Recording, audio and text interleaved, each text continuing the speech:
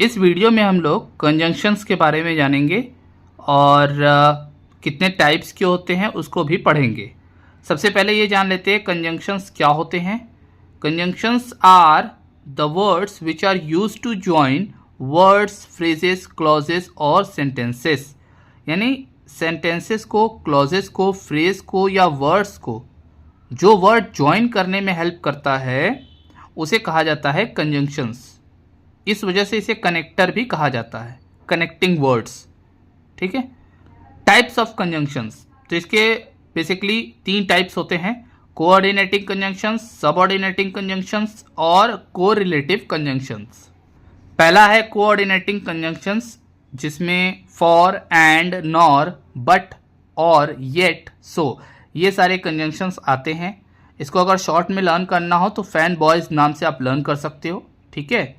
सब ऑर्डिनेटिंग कंजंक्शंस में क्या होते हैं? Because, if, that, although, though, where, what, until, unless, till, इस तरह के बहुत सारे कंजंक्शंस हैं जो सब ऑर्डिनेटिंग कंजंक्शंस कहलाते हैं।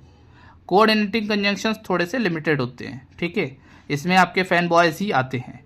अब जैसे ओ यहाँ लिखा है और वर्ड यूज़ किया गया, इसके अलावा अगर इसमें देखा जाए तो अदरवाइज भी आ सकता है ना। सो है तो सो के लिए आप देयर फोर भी यूज़ करते हो। तो कुछ और भी वर्ड्स हैं, बट बेसिकली यही सारे वर्ड्स कोऑर्डिनेटिंग कंजंक्शंस कहलाते हैं। सब ऑर्डिनेटिंग में आपको पता चल गया, ये सारे आते हैं और इनकी जो नंबर्स हैं थोड़े ज़्यादा हैं। नेक्स्ट है आपका कोरिलेटिव कंजंक्शंस। इसमें क्या है, इसको पहचानना बहुत ईजी है क्योंकि इसमें एक वर्ड नहीं आता है, इसमें 2 वर्ड्स आते हैं जो सेंटेंस में 2 अलग अलग पार्ट्स में होते हैं। जैसे आइदर और, neither nor, both and, not only but also. इस तरीके से ये पेयर्स में आते हैं और इनको पहचानना काफ़ी ज़्यादा इजी है। तो इसको जो है नोट कर लीजिए और अच्छे से लर्न कर लीजिए ताकि इन तीनों में डिफरेंस आप पहचान सकें। आइए एक एक्सरसाइज करते हैं।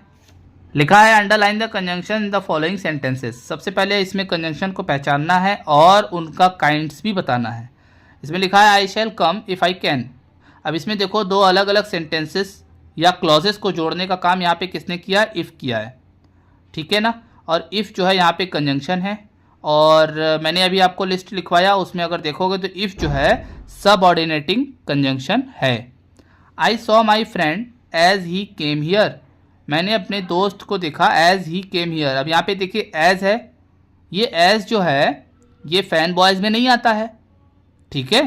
तो अगर फैन बॉयज़ में नहीं आता तो इसका मतलब कोऑर्डिनेटिंग नहीं होगा, तो इसका मतलब क्या है? सब ऑर्डिनेटिंग कंजंक्शन है। कोरिलेटिव तो नहीं हो सकता क्योंकि कोरिलेटिव जो है पेयर्स में आते हैं। You must do as you like. देखो एज मैंने ऑलरेडी बता दिया, ये सब ऑर्डिनेटिंग है। अब तक तीनों एग्जाम्पल आपके जो हैं सब ऑर्डिनेटिंग के मिले हैं। I will come with you if you wish. फिर से इफ़ आ गया और जैसा कि मैंने बताया अगर इफ़ आता है तो वो क्या है? सब ऑर्डिनेटिंग कंजंक्शन।